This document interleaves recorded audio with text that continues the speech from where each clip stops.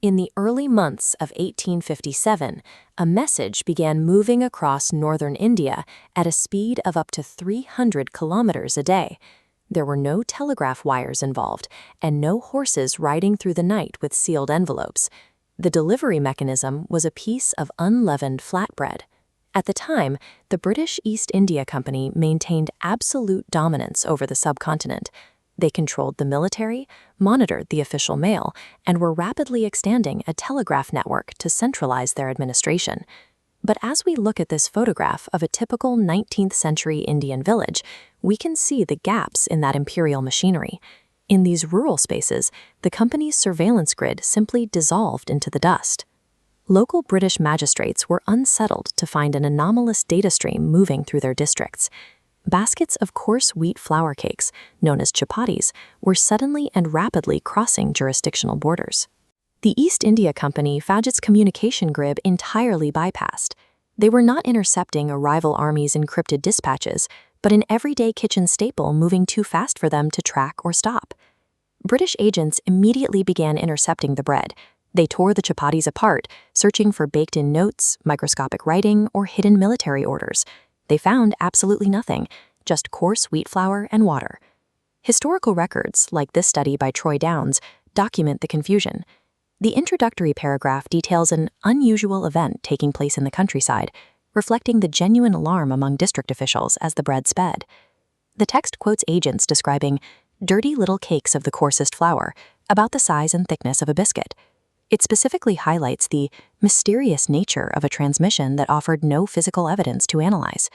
A surveillance state is built to intercept and decode information.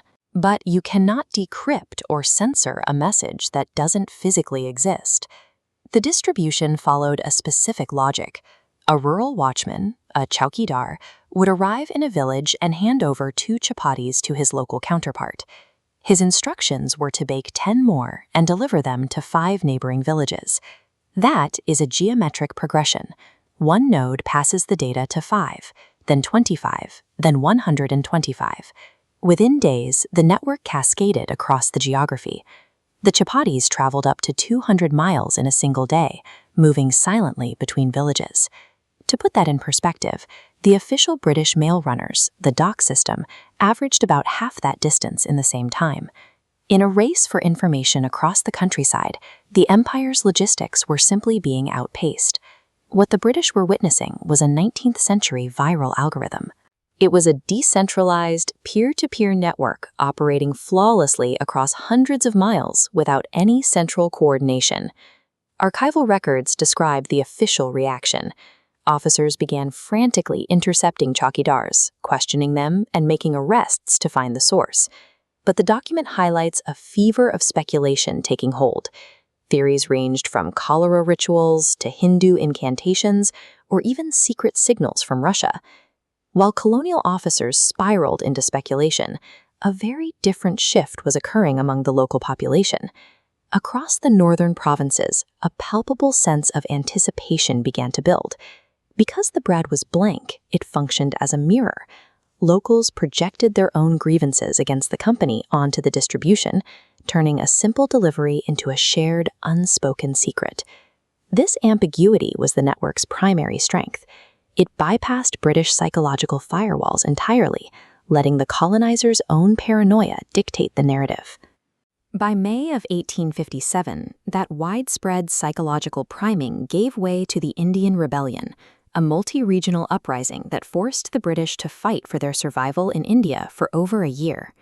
But the strategy of bypassing state-controlled narratives using decentralized networks didn't end in the 19th century. In late 2020, Indian farmers initiated one of the largest strikes in human history.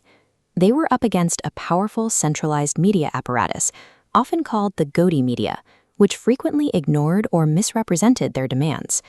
They built a parallel communication structure. As seen in this image of the unified front, the protesters bypassed traditional channels. They used vast WhatsApp networks and mobilized citizen journalists under hashtags like Digital Kisan, the digital farmer. The parallel is direct.